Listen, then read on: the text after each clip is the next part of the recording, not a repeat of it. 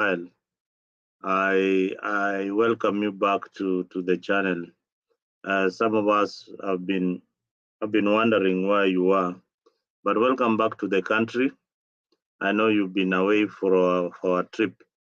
Now, the issue of police brutality. This is something that we have to condemn.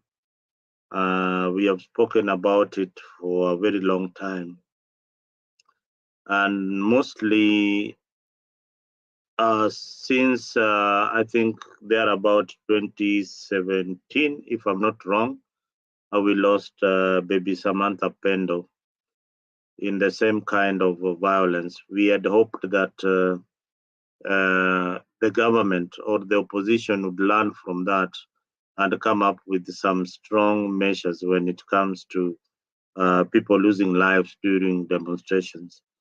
Unfortunately, I must blame the government of William Ruto for using excessive force on the people.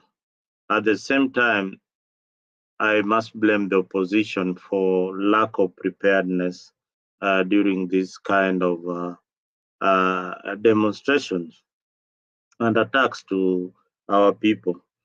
So we have lost so many people. We lost since 2017. We have, especially in areas like Kisumu, in areas like estates like Nyalenda, we have lost quite a number of people. You have seen in the clips, the leaders are so annoyed. We need action. We need action or compensation, which might not be enough, which might not be enough to our people. But we need at least something. We need some action. We just don't need rhetorics. Rhetorics are too much. We have been talking, and no action. Our people are dying, yet politicians are talking and talking. So we need action by Monday. The lawyers who had promised that they will do something, let's see them doing something in court. It is long overdue. Since the deaths occurred, evidence have been gathered, maybe gathering dust in some office. We need this very speedy action in Azimio, so that these lawyers can move to court and this family can get at least some compensation from government and the police who killed the victims. Investigation and a probe should start immediately. I have said time and again that this is the more reason why people should get out in the streets and demonstrate in the killings of innocent Kenyans. Leo, you remember the story of George Floyd.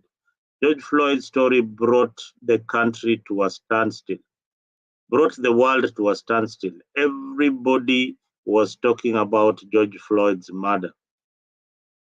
And we took a knee in each and every spot because of police brutality.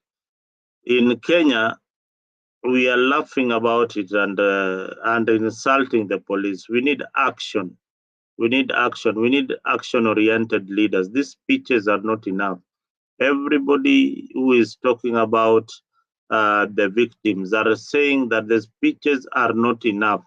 You've been doing speeches since time immemorial.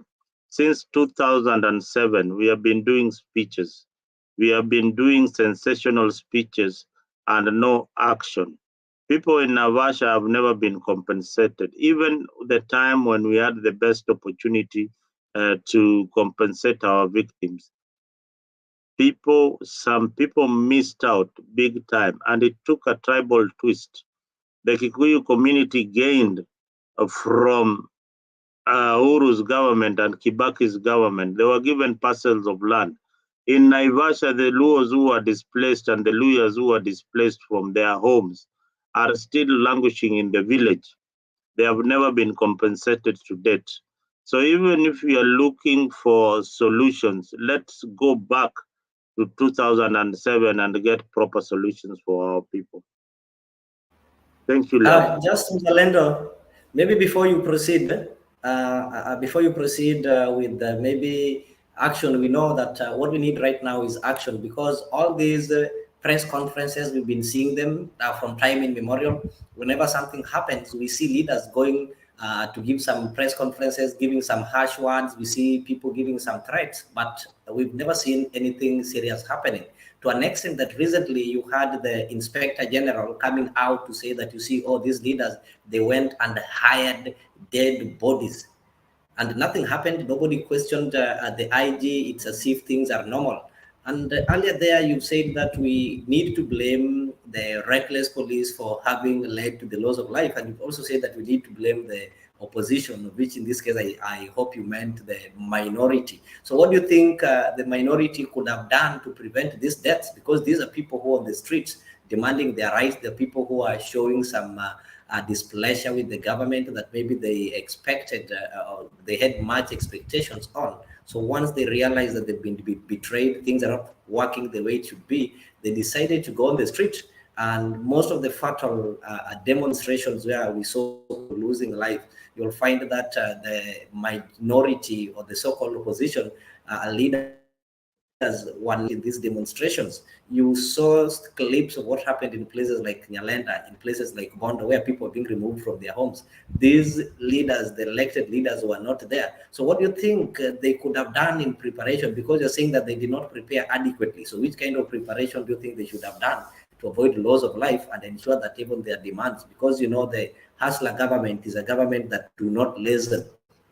If you talk to them politely, they don't listen. So they need fire for them to maybe at least feel that something is happening. Thank you, Leo, for that question. Maybe I would have asked you a question to answer what you just asked me, but I would not do that. My question would be, in 2007, the solution to the violence was a truce, was peace. Raila called his troops to come down and not demonstrate, and a discussion like we are seeing now, the two factions coming to the table. Now, we should not have lost so many lives for people to come to the table to discuss. So politicians have learned this art that the only way to push an agenda is to demonstrate.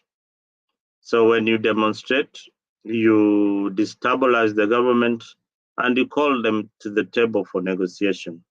My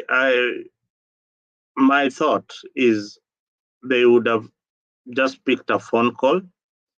They are neighbors in Karen. Somebody would have just walked into somebody's home and told them, you know what, let us have this discussion. Raila would have talked to Ruto. These politicians, they do talk, and they do talk most of the time. So to avoid a lot of deaths, which I know they knew was coming, because um, the government had said that they will not allow demonstrations. Raila and his troops said, we are going to go on. We are protected by the constitution. But this is Africa. This is Africa. There's no head of state that respects the constitution fully. This is not somewhere in Europe. This is Africa in the 21st century, where you are killed in the streets and the person next walking by who does not even blink. They go home and have a cup of tea. So we have seen so many things happening in Africa that are not normal. Expecting that you will have a peaceful demonstrations when you have already challenged the police that come, we will show you who we are also. And you are not prepared. You're only prepared by, stones and things like that. You had the you had uh, you had the wife of the opposition leader, Mama Ida, saying that next time we will be prepared with bullets and not stones. So so that tells you a lot. That tells you a lot that they know what these demonstrations are all about. And Leo, our demonstrations are not organized. We need to have some kind of organizations in the demonstrations. We have people running around in motorcades. We have, you know, uh, demonstrations everywhere. We have demonstrations. When we have demonstrations, we don't see the kind of demonstrations that happen in South Africa, where demonstrators are identifiable. They wear a certain uniform. They walk in a line. They know that this is street A to street B will be demonstrating and picketing. That is what the law provides. So if we say that the whole of Uhuru Highway, we are going to demonstrate in Uhuru Highway, let Uhuru Highway be protected by the police. Let the businesses along Uhuru Highway be protected by the police and let nobody veer off. I think that is the biggest problem that we have in Kenya, where demonstrations are held, people are running up and down, and the police find it very, very difficult to cope with the situation.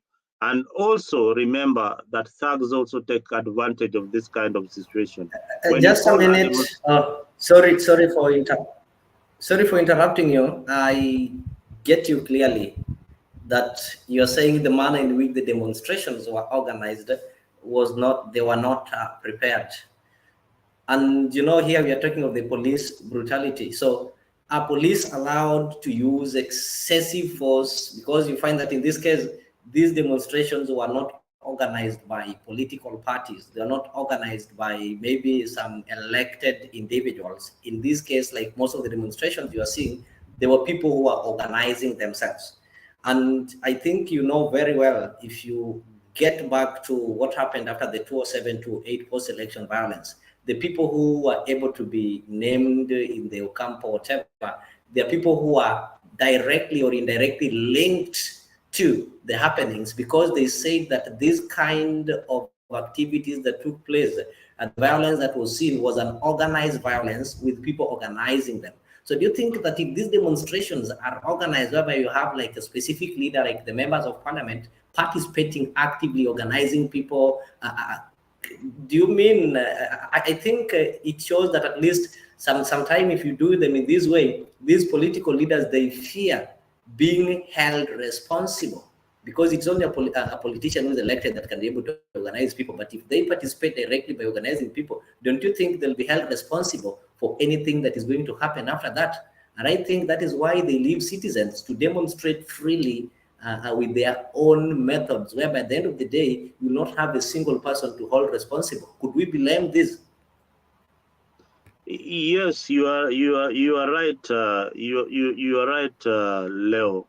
Politicians have got this attitude. Like the last demonstration, did you see any politicians out there demonstrating? No. The answer is no, because they knew what they were going to face. And remember that Uhuru Kenyatta and Raila, they have their intelligence. Uhuru still receives intelligence from government. They knew the operations of government in Kisumu. They knew what was going to happen. So reacting after people have died, yet we could have averted that, is what worries me, because these people knew so well. They stayed at home.